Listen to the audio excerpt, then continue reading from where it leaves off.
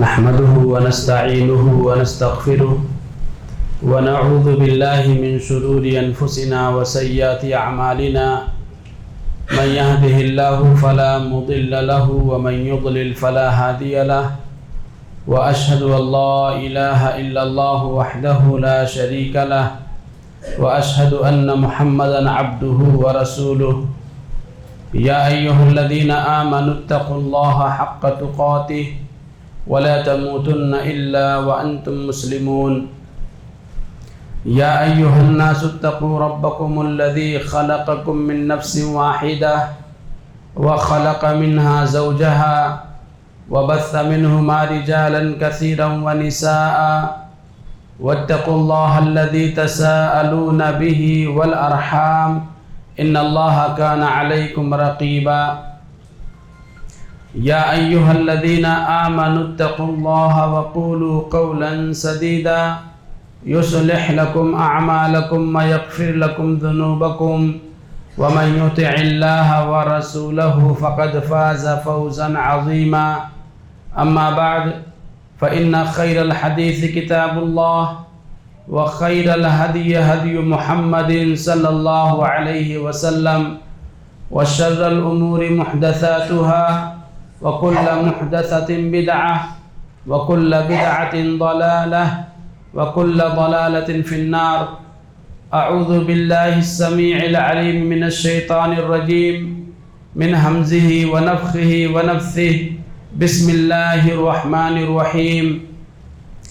قاف والقرآن المجيد بل عجبوا أن جاءهم منذر منهم فقال الكافرون هذا شيء عجيب أإذا متنا وكنا ترابا ذلك رجع بعيد قد علمنا ما تنقص الأرض منهم وعندنا كتاب حفيظ بل كذبوا بالحق لما جاءهم فهم في أمر مريج أفلم ينظروا إلى السماء فوقهم كيف بنيناها وزيناها وما لها من فروج والأرض مددناها وألقينا فيها رواسي وأنبتنا فيها من كل زوج بهيج تبصرة وذكرى لكل عبد منيب ونزلنا من السماء ماء مباركا فأنبتنا به جنات وحب الحصيد والنخل باسقات لها طلع نضيد رزقا للعباد وأحيينا به بلدة ميتا كذلك الخروج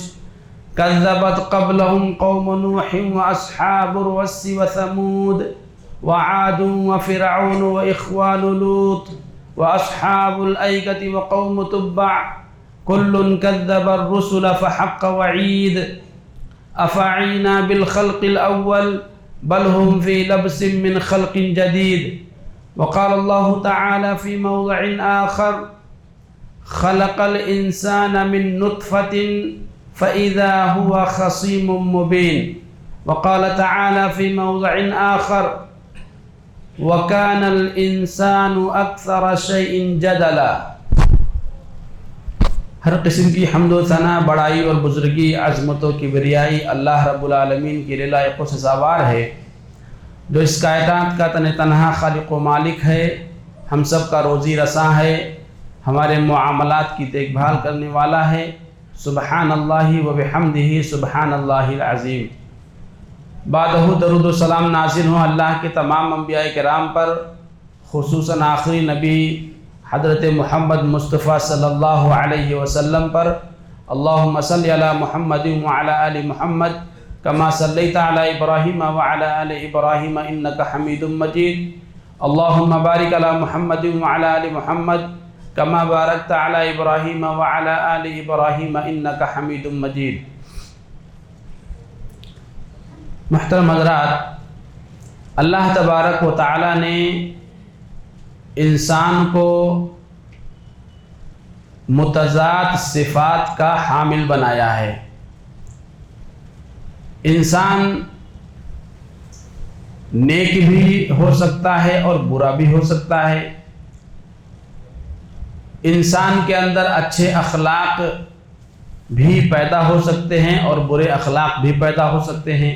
یعنی انسان کے اندر دونوں چیزیں اللہ نے رکھی ہیں، نیکی بھی اللہ نے رکھی ہے اور بدی بھی اللہ نے رکھی ہے، جیسا کہ اللہ نے فرمایا وَنَفْسٍ وَمَا سَوَّاهَا فَأَلْهَمَهَا فُجُورَهَا وَتَقْوَاهَا قَدْ أَفْلَحَ مَنْ زَكَّاهَا وَقَدْ خَابَ مَنْ دَسَّاهَا۔ اللہ نے فرمایا قسم ہے نفس انسانی کی اور اسے بنانے کی۔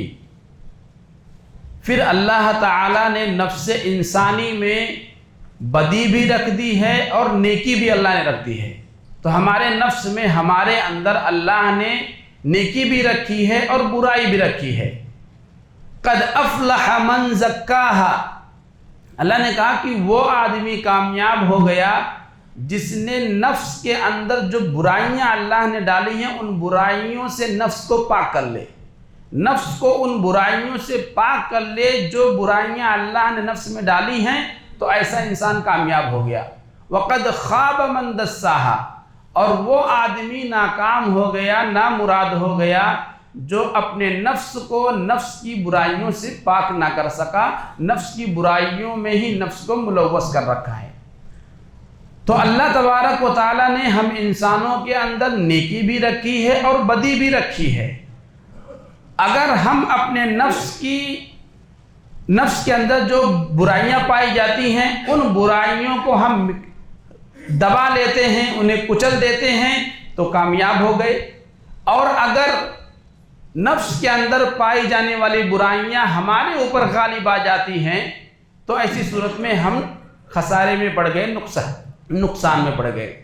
نفس کے اندر جو برائیاں پائی جاتی ہیں ان میں سے ایک برائی ہے جھگڑا کرنا، لڑنا اور جھگڑنا۔ فطری طور پر اللہ تبارک و تعالیٰ نے یہ برائی یا یہ بری صفت، یہ بری عادت اللہ تبارک و تعالیٰ نے ہر انسان کے اندر رکھی ہے، لڑنے اور جھگڑنے کی عادت۔ یہ اور بات ہے کہ کوئی آدمی اپنی اس عادت کو دبا دیتا ہے اور لڑائی جھگڑے سے دور رہتا ہے، اور کوئی آدمی اپنی اس عادت کو اپنے اوپر غالب کر لیتا ہے، یعنی وہ عادت ہی اس کی پہچان بن جاتی ہے اور وہ آدمی سماج میں لڑاکو اور جھگڑالو کے نام سے پہچانا جاتا ہے۔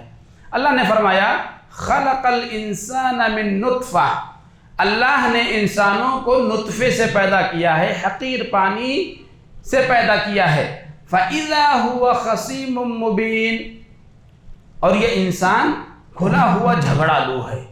تو اللہ نے کہا انسان کو اللہ نے نطفے سے پیدا کیا، حقیر پانی سے پیدا کیا۔ اس حقیر پانی سے پیدا ہونے والے انسان کو چاہیے تھا کہ وہ تواضع اختیار کرتا، لیکن ایسا نہ کر کے وہ کھلا ہوا جھگڑالو ہے اور بات بات پہ جھگڑا کرتا ہے۔ ایک دوسرے مقام پر اللہ نے فرمایا کلا ان الانسان لیطغی، بے شک انسان سرکشی کرتا ہے، دوسروں کے اوپر ظلم کرتا ہے، دوسروں کے حقوق کو غصب کر لیتا ہے۔ بہت ساری شکلیں طغیان کی ہو سکتی ہیں۔ ایک تیسرے مقام پر اللہ نے فرمایا وَكَانَ الْإِنسَانُ أَكْثَرَ شَيْءٍ جَدَلًا، کہ انسان بہت زیادہ جھگڑالو ہے ہمیشہ سے۔ تو جھگڑا کرنا یہ تقریباً ہر انسان کے اندر ہے۔ آج کے اس خطبے میں آپ کے سامنے گفتگو اس پر کرنی ہے کہ جھگڑا ہوتا کیوں ہے، جھگڑے کے اسباب کیا ہیں، شریعت نے وہ کون کون سی باتیں بتلائی ہیں جن کی وجہ سے جھگڑے ہوتے ہیں، لہذا ہمیں ان کاموں سے دور رہنا ہے تاکہ ہماری زندگی میں جھگڑے نہ ہوں۔ دیکھیں سب سے پہلی چیز ہے غلط فہمی۔ جھگڑے کا ایک سبب ہے غلط فہمی۔ غلط فہمی کیا ہے؟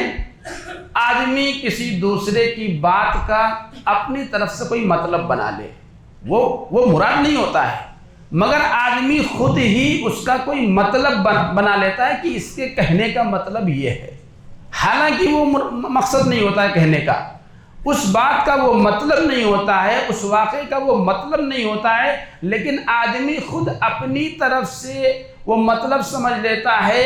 اسی کو کہتے ہیں غلط فہمی، غلط سمجھ لینا، کچھ غلط اپنے ذہن میں بٹھا لینا۔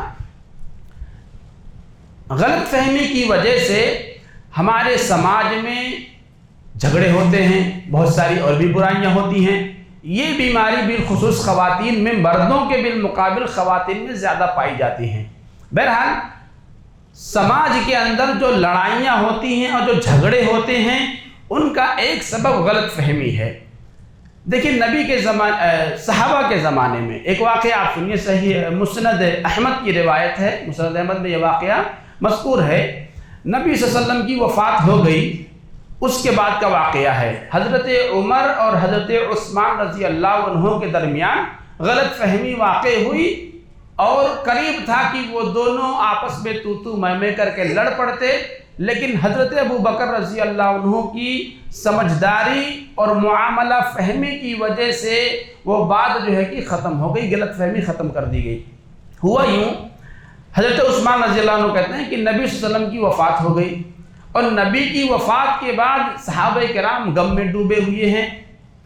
بہت سے لوگوں کو تو الگ الگ قسم کے خیالات آنے لگے تھے، کہتے ہیں کہ میں بھی انہی لوگوں میں سے تھا، میں بھی ہمیشہ سوچوں میں گم رہتا تھا۔ کہتے ہیں کہ ایک دفعہ ایسا ہوا کہ میں سوچوں میں گم تھا، سوچ رہا تھا، پتہ نہیں کیا سوچ رہا تھا، اور حضرت عمر رضی اللہ عنہ میرے سامنے سے گزرے اور انہوں نے مجھے سلام کیا۔ کہتے ہیں کہ میں سوچوں میں اتنا زیادہ گم تھا، اس قدر ڈوبا ہوا تھا کہ مجھے احساس ہی نہیں ہو سکا کہ حضرت عمر یہاں سے گزرے ہیں اور انہوں نے مجھے سلام کیا، مجھے احساس نہیں ہو سکا۔ کہتے ہیں کہ حضرت عمر نے جب دیکھا کہ یہ مجھے انہوں نے جواب نہیں دیا ہے میرے سلام کا، تو حضرت ابو بکر کی خدمت میں گئے اور جا کر کے کہا کہ حضرت عثمان کے پاس سے میرا گزر ہوا، میں نے انہیں سلام کیا لیکن اس نے میرے سلام کا جواب نہیں دیا۔ شکایت کی حضرت عمر رضی اللہ عنہ نے حضرت عثمان کی، کن سے؟ خلیفہ وقت حضرت ابو بکر سے۔ چنانچہ حضرت ابو بکر رضی اللہ عنہ نے کہا ٹھیک ہے چلو دیکھتے ہیں کیا معاملہ ہے، کیوں نہیں انہوں نے سلام کیا۔ چنانچہ دونوں حضرت عثمان رضی اللہ عنہ کے پاس آئے اور آ کر کے دونوں نے سلام کیا، تو حضرت عثمان رضی اللہ عنہ نے جواب دیا، سلام کا جواب دیا حضرت عثمان رضی اللہ عنہ نے۔ تو حضرت ابو بکر رضی اللہ عنہ نے پوچھا ما حملک الا ترد علی اخیک عمر، ارے بھائی عثمان کیا بات ہے، تمہارے سامنے سے تمہارے بھائی عمر گزرے، انہوں نے تمہیں سلام کیا لیکن تم نے جواب نہیں دیا، کیا بات ہے، کیا ماجرا ہے، کیوں نہیں تم نے سلام کا جواب دیا؟ تو حضرت عثمان رضی اللہ عنہ نے کہا ما فعلت، مجھے تو ایسا کچھ نہیں معلوم کہ یہاں سے وہ گزرے ہیں اور انہوں نے مجھے سلام کیا ہے، میں نے جواب نہیں دیا، مجھے تو پتہ ہی نہیں ہے۔ تو حضرت عمر رضی اللہ عنہ نے کہا بلا واللہ لقد فعلت، اللہ کی قسم میں یہاں سے گزرا ہوں، میں نے تمہیں سلام کیا ہے، تم کہہ رہے ہو کہ مجھے پتہ ہی نہیں ہے، یہ کیسے ہو سکتا ہے؟ انہوں نے قسم کھا لی، اللہ کی قسم میں یہاں سے گزرا ہوں، میں نے تمہیں سلام کیا ہے۔ تو حضرت عثمان رضی اللہ عنہ نے بھی انہیں جواب دیا واللہ ما شعرت انک مررت ولا سلمت، اللہ کی قسم مجھے تو پتہ ہی نہیں ہے کہ تم یہاں سے گزرے ہو اور تم نے سلام کیا ہے، مجھے نہیں معلوم ہے۔ یعنی دونوں ہی اس بات پر اڑے ہوئے ہیں۔ حضرت عمر کہہ رہے ہیں کہ ہم نے سلام کیا، تم نے جواب نہیں دیا، حضرت عثمان کہہ رہے ہیں کہ نہیں بھائی میں نے سنا ہی نہیں، مجھے پتہ ہی نہیں کہ تم یہاں سے گزرے ہو، تم نے سلام کیا ہے۔ دونوں اپنی اپنی بات پر اڑے ہوئے ہیں۔ حضرت ابو بکر رضی اللہ عنہ معاملے کی نوعیت سمجھ گئے۔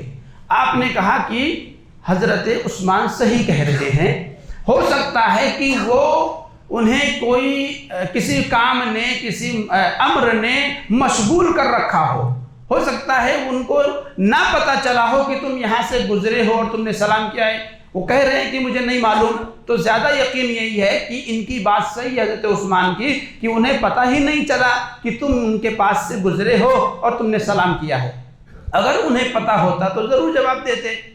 تو حضرت ابو بکر رضی اللہ عنہ نے کہا کہ اچھا بتاؤ کیا سوچ رہے تھے، کن سوچوں میں گم تھے؟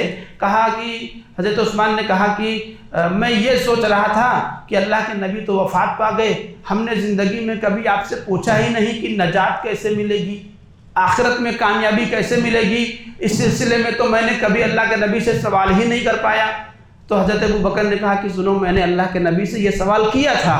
تو حضرت عثمان رضی اللہ عنہ حضرت ابو بکر کی طرف لپ کے اور کہا میرے ماں باپ آپ پر قربان ہوں، مجھے بھی بتلا دیجیے اللہ کے نبی نے کیا جواب دیا تھا۔ تو حضرت ابو بکر نے کہا، اللہ کے نبی نے کہا تھا، من قبل منی الکلمہ التی عرضت علی عمی فردها فہی له نجات۔ اللہ کے حضرت ابو بکر کہتے ہیں کہ میرے اس سوال کے جواب پر کہ اے اللہ کے نبی نجات کس چیز میں ہے، اللہ کے نبی نے کہا تھا کہ وہ کلمہ جو میں نے اپنے چچا ابو طالب پر پیش کیا تھا لیکن انہوں نے اسے قبول کرنے سے انکار کر دیا تھا، جو بندہ اس کلمے کو قبول کرے گا وہی کلمہ اس بندے کو نجات دلائے گا۔ وہ کلمہ کیا ہے؟ لا الہ الا اللہ۔ وہ کلمہ کیا ہے؟ لا الہ الا اللہ۔ نبی صلی اللہ علیہ وسلم کے چچا ابو طالب جب جاگنی کا عالم تھا، وفات کا وقت تھا، نبی صلی اللہ علیہ وسلم اپنے چچا کے پاس آئے، آپ نے ان سے کہا کہ اے چچا لا الہ الا اللہ پڑھ لیجئے، میرے کان میں پڑھ لیجئے چپکے سے، آہستہ سے، میں اللہ تعالیٰ کے پاس حجت کر لوں گا، آپ کے لیے میں اللہ سے حجت کر لوں گا، بحث کر لوں گا کہ یہ مسلمان ہو گئے تھے، انہوں نے اسلام قبول کر لیا تھا، آپ چپکے سے پڑھ لیجئے۔ لیکن وہاں پر ابو جہل اور دوسرے سردار جو قریش کے کفار سردار تھے بیٹھے ہوئے تھے، وہ آڑ دلانے لگے، ارے باپ دادا کے دین چھوڑ دو گے، باپ دادا کا دین چھوڑ دو گے؟ تو ابو طالب نے، نبی صلی اللہ علیہ وسلم کے چچا نے انکار کر دیا، کہا نہیں۔ تو اللہ کے نبی نے کہا کہ وہ کلمہ جو میں نے اپنے چچا کے سامنے پیش کیا تھا اور میرے چچا نے اس کلمے کو قبول کرنے سے انکار کر دیا تھا، جو بندہ اس کلمے کو قبول کر لے وہی کلمہ اس بندے کو نجات دلانے والا ہے۔ تو دیکھیں یہ ایک واقعہ ہے، اس واقعے کے اندر ہمارے لیے نصیحت کی چیز کیا ہے کہ انسان پر خوشی اور غمی کے جو واقعات انسان کی زندگی میں پیش آتے ہیں اس کے اثرات انسان کی زندگی پر مرتب ہوتے ہیں۔ بسا اوقات انسان خوشی یا غمی کی وجہ سے ایسی حالت میں ہوتا ہے کہ سامنے سے کسی نے اسے سلام کیا، وہ اس کا جواب نہیں دے سکا، سوچوں میں گم ہے۔ تو اب سلام کرنے والے آدمی کے ذہن میں یہ غلط فہمی بیٹھ جاتی ہے کہ یہ آدمی مجھ سے ناراض ہے، مجھ سے غصے میں ہے یا کچھ بھی، یعنی اس طرح سے غلط مطلب آدمی نکال لیتا ہے، اور اس کی وجہ سے پھر یہ بات بڑھتے بڑھتے دشمنی اور جھگڑے تک پہنچتی ہے۔ تو یہ وجہ ہے کہ غلط فہمی یہ جھگڑے کی ایک جڑ ہے۔ ایسا جب ہو تو کرنا کیا چاہیے؟ اگر غلط فہمی ہو جائے تو اس کا حل یہ ہے کہ کسی تیسرے، یا تو ڈائریکٹ آدمی خود سامنے والے سے مل کر کے اس معاملے کو سمجھ لے، یا پھر کسی تیسرے سمجھدار آدمی کو لے کر کے اس معاملے کا تصفیہ کرا لے، جیسا کہ اس واقعے میں ہوا کہ حضرت عمر رضی اللہ عنہ نے حضرت ابو بکر کو ساتھ میں لیا اور لے جا کر کے اپنا معاملہ حل کروایا کہ ہم نے سلام کیا تو انہوں نے جواب کیوں نہیں دیا، معاملہ حل ہو گیا۔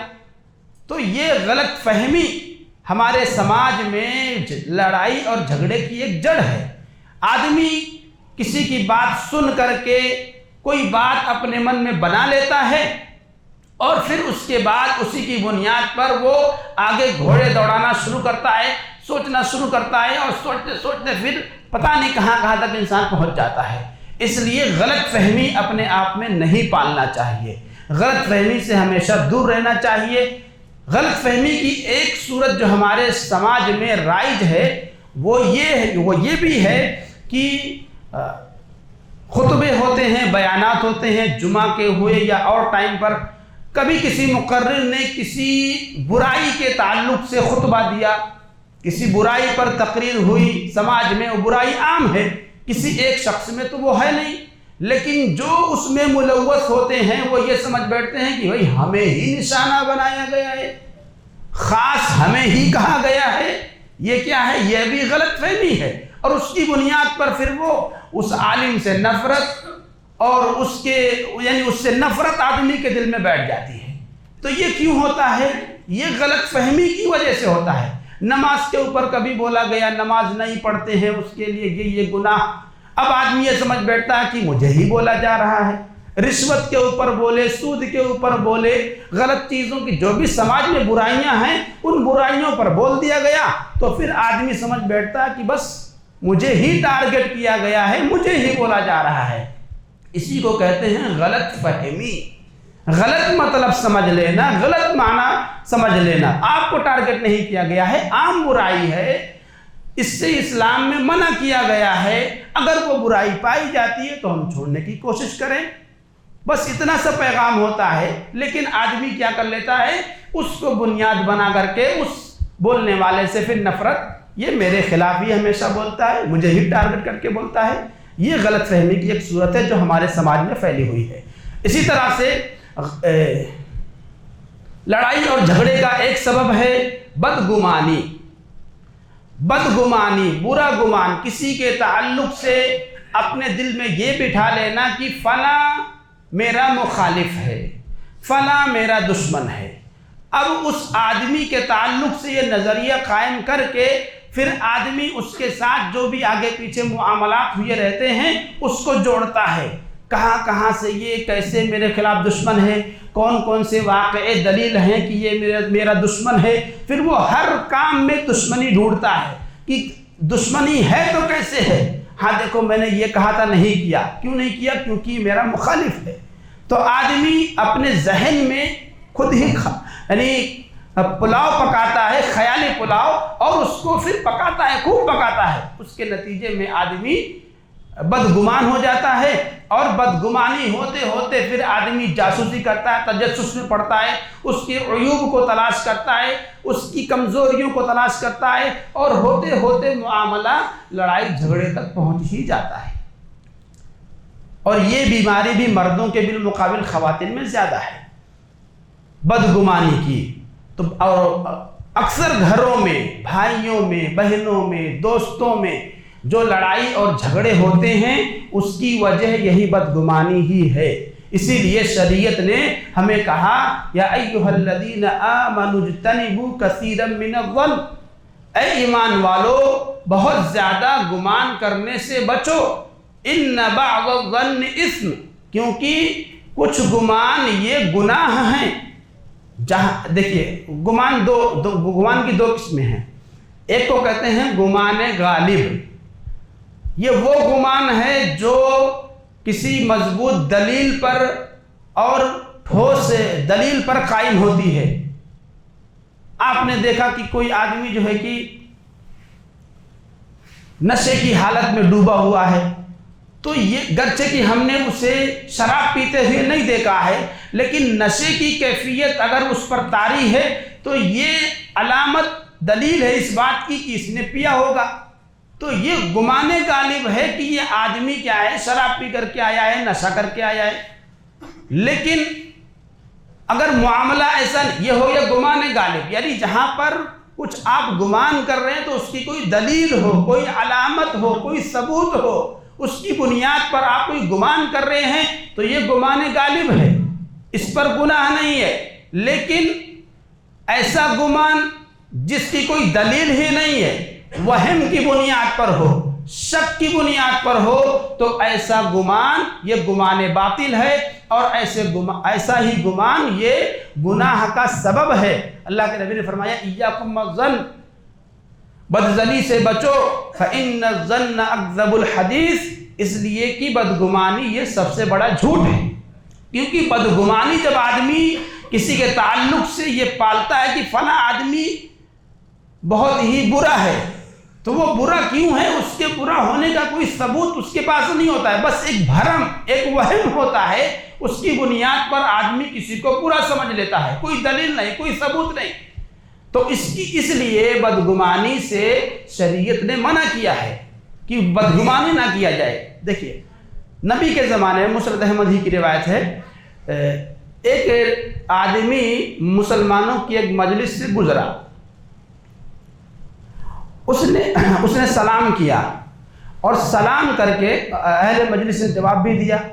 جب سلام کرنے والا آدمی اس مجلس سے کچھ دور چلا گیا تو مجلس میں موجود ایک شخص نے کہا اللہ کی قسم میں اس سے اللہ کی خاطر نفرت کرتا ہوں، وہ آدمی چلا گیا ہے، سلام کرنے والا آدمی چلا گیا، مجلس میں موجود ایک شخص کھڑا ہوا اور اس نے کہا اللہ کی قسم میں اس بندے سے اللہ کی خاطر نفرت کرتا ہوں۔ مجلس والوں نے اس کے اس بات پر برا منایا، کہا بہت برا کہا تم نے، اس کی غیر موجودگی میں تم یہ بات کیوں کہہ رہے ہو؟ مجلس والوں نے ایک آدمی کو کہا کہ جاؤ اور اس آدمی کو بتا دو کہ فلاں آدمی نے تمہارے بارے میں ایسا ایسا کہا ہے۔ چنانچہ جس آدمی کو بھیجا گیا تھا اس نے جا کر کے بتایا۔ جب اس کو یہ بات پتہ چلی تو سیدھا نبی صلی اللہ علیہ وسلم کی خدمت میں پہنچ گئے، اللہ کے نبی کی خدمت میں پہنچے اور کہا اللہ کے نبی میں فلاں جگہ سے گزرا، اس مجلس میں فلاں آدمی بھی موجود تھا، میں نے سلام کیا، سب نے جواب دیا، میرے جانے کے بعد اس نے میرے بارے میں ایسی ایسی باتیں کہی ہیں، آپ اسے بلا کر کے پوچھئے کہ وہ مجھ سے نفرت کیوں کرتا ہے، نفرت کی وجہ کیا ہے، کون سا گناہ ہے، کون سا میرا عمل ہے کہ جس کی وجہ سے وہ مجھ سے اللہ کی خاطر نفرت کرتا ہے۔ اللہ کے نبی صلی اللہ علیہ وسلم نے اس شخص کو بلوایا۔ پہلے تو اللہ کے نبی نے یہ پوچھا کہ بتاؤ یہ واقعہ صحیح ہے کیا، تم نے یہ بات کہی ہے؟ انہوں نے کہا ہاں میں نے یہ بات کہی ہے۔ کہا تو اچھا اب یہ بتاؤ کہ تم اس آدمی سے نفرت کیوں کرتے ہو، بغض کرنے کی، نفرت کرنے کی وجہ کیا ہے؟ کہا اللہ کے نبی میں اس کا پڑوسی ہوں، اس کا ہمسایہ ہوں، میں نے اس بندے کو فرض نماز کے علاوہ کوئی نماز پڑھتے ہوئے نہیں دیکھا ہے۔ فرض نماز تو ہر نیک و بد آدمی پڑھتا ہے، منافق بھی پڑھتا ہے، مومن بھی پڑھتا ہے، اس بندے کو میں نے فرض کے علاوہ کوئی نماز کبھی پڑھتے ہوئے نہیں دیکھا ہے۔ تو اللہ کے نبی نے کہا، تو اس آدمی نے جس کے اوپر الزام لگایا گیا تھا اس آدمی نے کہا اچھا یہ بتا کہ میں فرض نمازوں کے تعلق سے سستی کرتا ہوں کیا، نماز کو تاخیر سے پڑھتا ہوں کہ وضو صحیح سے نہیں کرتا ہوں کہ رکوع سجدے صحیح نہیں رہتے ہیں، فرض نماز پڑھتا ہوں نا اس کی شرائط کے ساتھ، اس کے واجبات کے ساتھ؟ کہا ہاں فرض نماز پڑھتا ہے لیکن اس کے علاوہ اور کوئی نماز نہیں پڑھتا ہے۔ پھر اس نے دوسرا اعتراض جتایا، کہا کہ یہ بندہ صرف رمضان کے مہینے میں روزہ رکھتا ہے اور سال بھر کبھی بھی میں نے اس کو روزہ رکھتے ہوئے نہیں دیکھا ہے۔ ارے رمضان کے مہینے میں تو ہر نیک و بد آدمی روزہ رکھتا ہے۔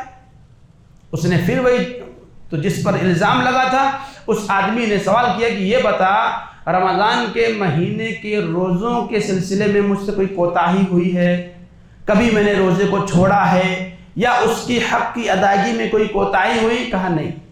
اس نے تیسرا اعتراض بھی جتلایا، کہا اے اللہ کے نبی اس بندے کو میں نے کبھی بھی نہیں دیکھا کہ کسی سوال کرنے والے کو کچھ دیا ہو یا کہیں نیکی کے کسی کام میں کچھ خرچ کیا ہو، میں نے اس کو کبھی نہیں دیکھا ہے کہ اللہ کے راستے میں خرچ کیا ہو۔ ہاں زکوٰۃ صرف دیتا ہے، زکوٰۃ تو ہر نیک و بد آدمی دیتا ہے، چونکہ اس زمانے میں زکوٰۃ کا وصولی کا سسٹم تھا۔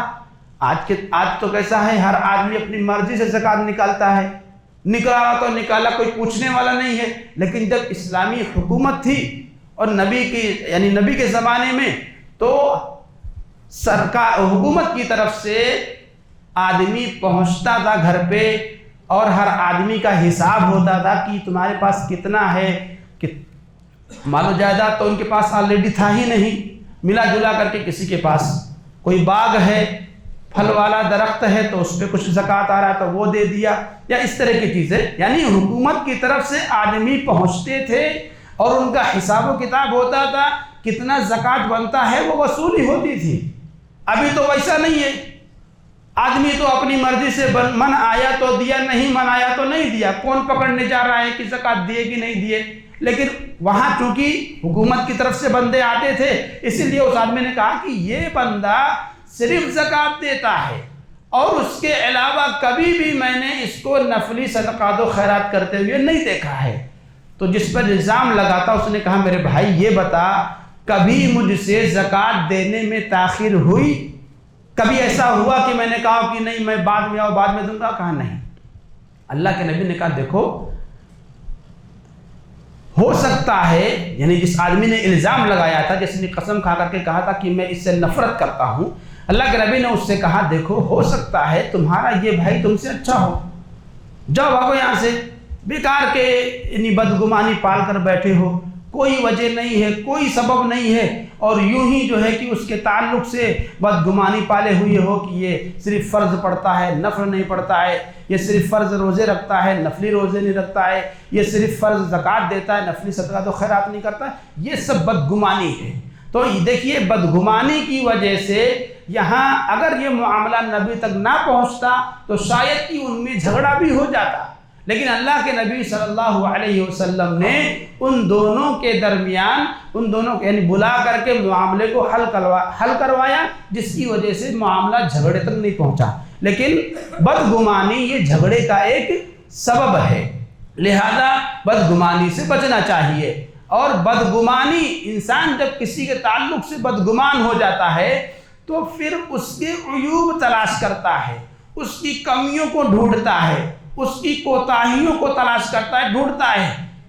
اس لیے اللہ کے نبی صلی اللہ علیہ وسلم نے اس عمل سے روکا اور فرمایا اِنَّكَ إِنِ اتَّبَعْتَ عَوْرَاتِ الْمُسْلِمِينَ، اور ایک روایت میں عورات الناس، کہ اگر تم لوگوں کی عیبوں کو تلاش کرو گے، لوگوں کی کمیوں کو ڈھونڈو گے تو تم انہیں خراب کر دو گے۔ یعنی کسی کے عیوب کو ڈھونڈ کر کے اگر یہ چاہتے ہو کہ اس سے اصلاح ہوگا، نہیں، اس عمل سے اصلاح نہیں ہوگا، اس عمل سے صرف اور صرف فساد پھیلے گا۔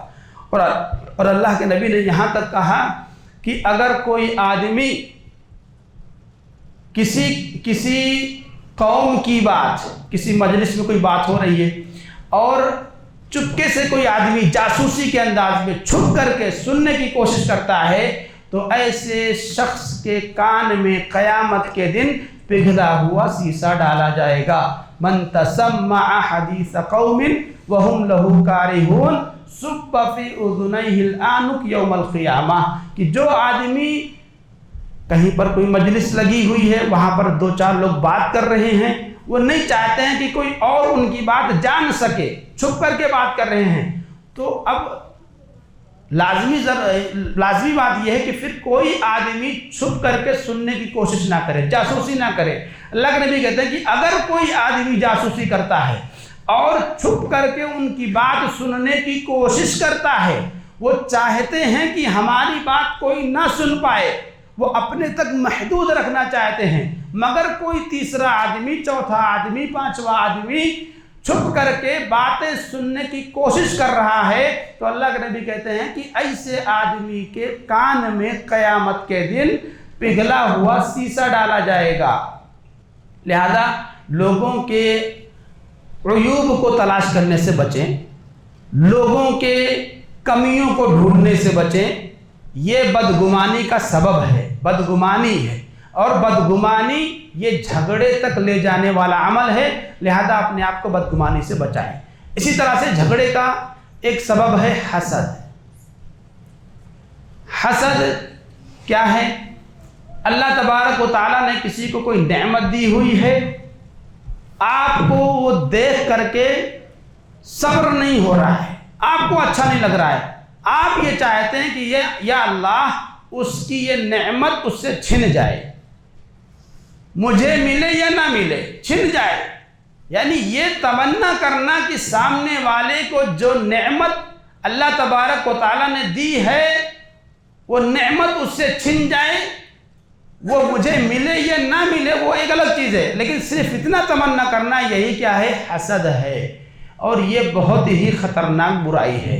آپ یاد رکھیں، آسمانوں میں سب سے پہلی معصیت اللہ کی نافرمانی حسد کی وجہ سے ہوئی۔ اللہ تبارک و تعالیٰ نے حکم دیا اسجدوا لآدم، آدم علیہ السلام کو سجدہ کرو، فسجدوا الا ابلیس، سوائے ابلیس کے سب نے سجدہ کیا۔ ابلیس نے سجدہ نہیں کیا تھا، کیوں؟ حسد کی وجہ سے۔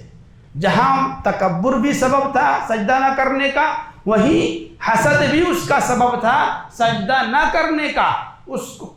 اسے حسد اس بات پر تھا کہ بنو آدم کو ہم پر فوقیت دے دی گئی، ہم سے افضل کیوں قرار دیا گیا؟ تو افضلیت کی وجہ سے اس کو حسد پیدا ہوا، اور حسد کی وجہ سے اس نے حضرت آدم علیہ السلام کو سجدہ نہیں کیا، اور حسد کی ہی وجہ سے اس دنیا میں پہلا قتل ہوا۔ حضرت آدم علیہ السلام کے 2 بیٹوں کا واقعہ اللہ تبارک و تعالیٰ نے قرآن مجید میں بیان کیا ہے کہ ان دونوں میں اختلاف ہوا کسی بات پر۔ حضرت آدم علیہ السلام نے اپنے بیٹوں سے کہا کہ اللہ کی بارگاہ میں قربانی پیش کرو، جس کی قربانی قبول ہو گئی وہ حق پر ہے، جس کی قبول نہیں ہوئی وہ نہ حق پر ہے۔ دونوں نے قربانی پیش کی، ایک کی قربانی اللہ نے قبول کر لی، ایک کی قربانی اللہ نے رد کر دی۔ جس کی قربانی قبول نہیں ہوئی تھی اس نے اپنے بھائی سے جس کی قبول ہو گئی تھی کہا لَأَقْتُلَنَّكَ، میں تجھے مار ڈالوں گا، حسد کی وجہ سے۔ تو حسد کی وجہ سے اس زمین پر پہلا قتل ہوا، حسد کی وجہ سے آسمان میں پہلی نافرمانی ہوئی ابلیس کے ذریعے۔ اللہ تبارک و تعالیٰ کا حکم اس نے نہیں مانا اور آدم کو سجدہ کرنے سے انکار کر دیا، پہلا قتل ہوا۔ اور حسد ہی دیکھیے یہ حضرت یوسف علیہ السلام اور ان کے بھائیوں میں جو پورا واقعہ پیش آیا، یوسف علیہ السلام کو بھائیوں نے لے جا کر کے کنویں میں ڈال دیا، اس کا سبب بھی حسد ہی تھا، حسد ہی کی وجہ سے یہ معاملہ پیش آیا۔ اور حسد نبی صلی اللہ علیہ وسلم کے زمانے میں آئیے، نبی صلی اللہ علیہ وسلم سے بھی حسد ہی کی بنیاد پر مکی زندگی میں ابو جہل یہ مکی زندگی میں آپ کا سب سے بڑا دشمن ایمان نہ لایا حسد کی وجہ سے۔ الرحیق المختوم کے اندر اور سیرت کی دوسری کتابوں کے اندر واقعہ مذکور ہے کہ قریش کے 3 سرداروں نے اکیلے چھپ کر کے ایک مرتبہ نبی کریم صلی اللہ علیہ وسلم کی تلاوت سنی، رات کے اندھیرے میں چھپ کر کے، کسی کو نہیں پتا ہے کہ ہم سننے جا رہے ہیں۔ تینوں نے سنا اور سن کر کے جب واپس ہوئے تو ایک موڑ پر تینوں کی ملاقات ہو گئی، تینوں سرداروں کی۔ تینوں نے چھپانا چاہا لیکن تینوں ایک ہی جگہ سے آ رہے تھے، اس لیے بات ان پر کھل گئی کہ ہم لوگ کہاں سے آئے ہیں، خود ہی یعنی کہ کھل گئی۔ اس موقع پر ابو جہل نے جو بات کہی تھی، جسے سیرت نگاروں نے اپنی کتابوں میں لکھا ہے کہ ابو جہل نے کہا کہ دیکھیے بنو عبد مناف یعنی نبی صلی اللہ علیہ وسلم کا خاندان، اس نے کہا بنو عبد مناف اور ہم میں مقابلہ آرائی ہوئی، انہوں نے کھلایا ہم نے بھی کھلایا، انہوں نے خانہ کعبہ کی حرم کی خدمت کی ہم نے بھی خدمت کی، ہم دونوں برابر تھے، دونوں خاندان برابری میں چل رہے تھے، دونوں کو ایک جیسا مقام حاصل تھا۔ لیکن اچانک سے بنو عبد مناف یہ دعویٰ کر رہے ہیں کہ اللہ نے ہم میں نبی بھیجا ہے، ابھی ہم نبی کہاں سے لائیں اپنے خاندان میں؟ تو خاندان کی وجہ سے یعنی ہمارا خاندان ان کا خاندان برابر تھا، اب نبوت کی وجہ سے بنو عبد مناف کو جو فضیلت حاصل ہوئی ہے اس فضیلت کو ماننے کے لیے ہم تیار نہیں ہیں، اس لیے مرتے دم تک ہم نبی پر ایمان نہیں لائیں گے۔ یہ ابو جہل کا کہنا تھا، یعنی حسد وجہ تھی، حسد کی وجہ سے کہ نبی محمد کو یا بنو عبد مناف کو یہ فضیلت کیوں ملی کہ نبی ان کے خاندان میں آیا۔ اللہ نے قرآن میں آیت بھی نازل فرمائی کہ سورہ زخرف کے اندر وہ آیت ہے من القریتین عظیم کہ اللہ تبارک و تعالیٰ نے طائف اور مکہ کے 2 شہر مراد ہیں، وہاں آیت نہیں یاد آ رہا ہے کہ ان 2 شہروں میں سے اللہ نے کسی اور کو نبی کیوں نہیں بنایا۔ نبی صلی اللہ علیہ وسلم پر ایمان نہ لانے کا ایک سبب یعنی کہ یہ بھی بیان کرتے تھے کفار کہ اللہ تبارک و تعالیٰ نے طائف میں سے کسی مضبوط آدمی کو جو رئیس ہو، مالدار ہو، سماج میں اس کی پکڑ ہو، اس کو اللہ نے نبی کیوں نہیں بنایا؟ یا مکہ کے اندر اللہ تبارک و تعالیٰ نے کسی مضبوط آدمی کو نبی کیوں نہیں بنایا؟ تو اللہ تبارک و تعالیٰ نے اسی پر کہا اہم یقسمون رحمت ربک، کیا یہ لوگ تمہارے رب کی رحمت کے تقسیم کرتے ہیں؟ ارے اللہ تعالیٰ کی مرضی، جہاں چاہے اپنی نبوت و رسالت جس کو چاہے اس کو نواز دے، ان کا اس میں کیا دخل ہے؟ اللہ تعالیٰ کی مرضی، جس کو چاہے اس کو نبی بنائے، جس کو چاہے اس کو رسول بنائے، یہ تو اللہ کا اختیار ہے۔ تو بہرحال ابو جہل نبی صلی اللہ علیہ وسلم سے حسد کی وجہ سے آپ پر ایمان نہیں لایا۔ پھر اللہ کے نبی مدینہ گئے، وہاں پر عبداللہ بن ابی بن سلول منافق، رئیس المنافقین، یہ آپ پر ایمان بظاہر تو ایمان لایا لیکن منافق تھا اور پکا مومن نہیں بنا حسد کی وجہ سے۔ نبی صلی اللہ علیہ وسلم نبی صلی اللہ علیہ وسلم کی آمد مدینہ میں ہوئی، اسلام کی یعنی اسلام آنے سے پہلے اوس اور خزرج کا باہم لڑائی ہوا کرتا تھا ہمیشہ. تو لڑائی سے تنگ آ کر کے انہوں نے فیصلہ کیا کہ ہم دونوں میں سے کوئی ایک آدمی سردار بن جائے، اسی کے ماتحتی میں ہم لوگ رہیں گے، وہ سردار جو کہے گا اسی کے حساب سے چلیں گے. عبداللہ بن ابی، یہ جو رئیس المنافقین، اس کا نام پاس ہو گیا تھا کہ یہ ہم دونوں قبیلوں کا سردار بنے گا. اس کے لیے تاج بھی بنوا دیا گیا تھا، تاج بنوا دیا گیا تھا، لیکن اس کی تاج پوشی کی رسم باقی رہ گئی تھی. اس سے پہلے اللہ کے نبی صلی اللہ علیہ وسلم مدینہ کے اندر آ گئے، اور نبی کے مدینہ آنے کی وجہ سے اسے لگا کہ میری بادشاہت محمد نے چھین لی ہے. اسی لیے وہ پہلے تو انتظار کرتا رہا کہ مکہ کے قریش یا دیگر لوگ مل کر کے ان مسلمانوں کا صفایا کر دیں گے تو ہم پھر سے بادشاہ بن جائیں گے. لیکن جب اس نے دیکھا کہ اسلام کی قوت میں دن بدن اضافہ ہوتا جا رہا ہے تو اس نے ظاہری طور پر اسلام کا اعلان کیا، باطن میں کفر چھپائے رکھا، اور اسلام قبول کرنے کے بعد بھی یعنی اس نے بہت مواقع پر مسلمانوں کے ساتھ دھوکہ کیا. غزوہ احد میں جب مسلمان احد کے لیے نکلے تو اس موقع پر اپنے 300 ساتھیوں کو لے کر کے عین جنگ کے موقع پر الگ ہو گیا تھا. اسی طرح سے غزوہ مریسی کر کے غزوہ آتا ہے، وہاں ایک کنویں پر مسلمانوں کے درمیان جھگڑا کروانے میں اس کا رول تھا. ہوا یوں کہ ایک انصاری، حضرت عمر رضی اللہ عنہ مہاجرین میں سے، اور ایک انصاری، دونوں کے غلام کنویں پر گئے پانی بھرنے کے لیے. تو ان دونوں میں تھوڑا سا تو میں ہو گیا.